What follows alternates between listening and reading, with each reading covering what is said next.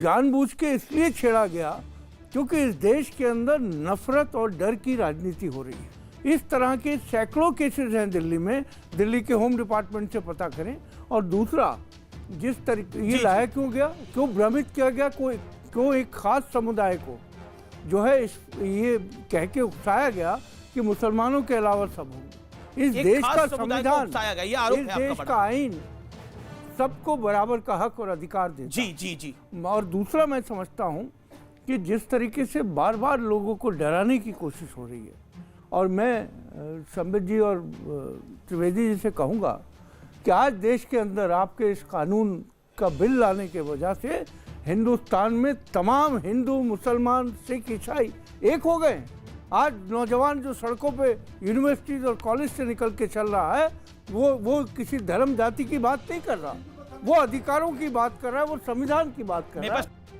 अरे कहना क्या चाहते हो? इन्होंने कहा कि भारतीय जनता पार्टी ने एक समुदाय के नाम को छोड़ दिया और ये हिंदुस्तान के मुसलमानों के खिलाफ है। आप मुझे ये बताइए, पाकिस्तान के मुसलमान, अफगानिस्तान के मुसलमान, बांग्लादेश के मुसलमान, ये तीनों इस्लामिक कंट्री है, इनके मुसलमान क्या is equal to Indian Muslim? मुझे आहत होता है ये बात सोचते हुए कि बार बार आप इंडियन मुस्लिम को क्यों इन इस्लामिक कंट्रीज के मुसलमानों के साथ कंपेयर करते हैं।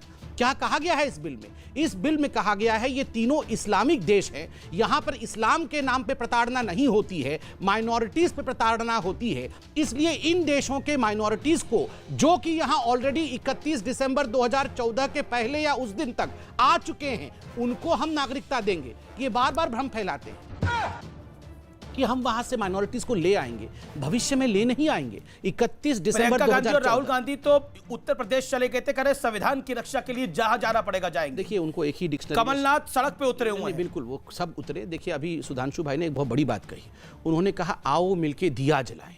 ये केवल अटल बिहारी वाजपेयी की कविता नहीं है, ये भारतीय जनता पार्टी का हृदय है। आओ मिलके दिया जलाएं। और वहीं पर कांग्रेस पार्टी का एकमात्र नारा है आओ मिलके देश जलाएं।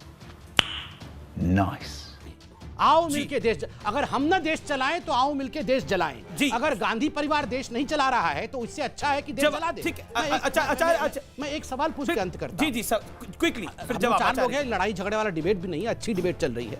मैं एक सवाल पूछ रहा हूं कि आप बताइए, क्या इन तीनों इस्लामिक देश में, पाकिस्तान में, अफगानिस्तान में, बांग्लादेश में, यहाँ पर जो माइनॉरिटीज हैं, हिंदू हैं, सिख है, बौद्ध हैं, पारसी है, ईसाई हैं, इनके ऊपर प्रताड़ना होती है या नहीं होती?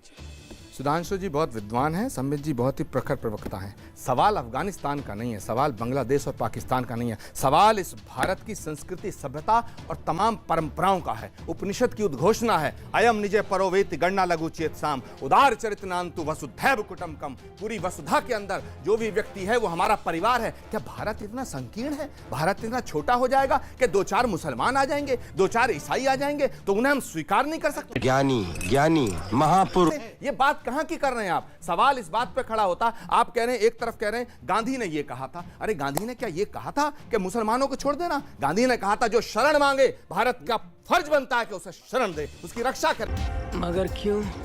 गांधी ने ये कहा था। जी सुधांशु जवाब। अभी मजा आएगा ना भिड़ो।